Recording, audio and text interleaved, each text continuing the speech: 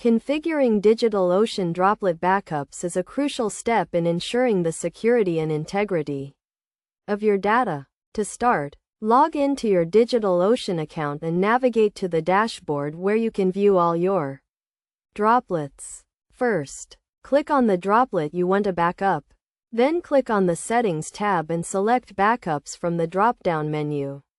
You will be presented with two options: automatic backups and snapshots. Automatic backups are taken weekly and stored for 4 weeks, while snapshots are manual backups that can be taken at any time.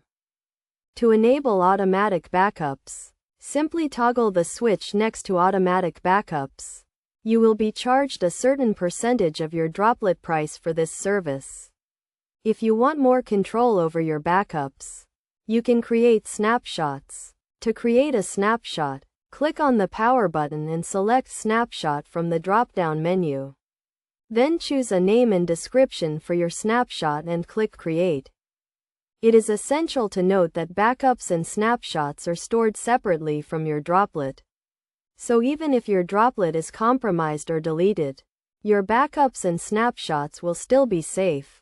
Additionally, it is a good practice to store your backups in a different region or data center to ensure maximum redundancy. To restore a droplet from a backup, navigate to the Backups tab. Find the backup you want to restore from, and click on the Restore button next to it. You will be asked to confirm that you want to restore the droplet.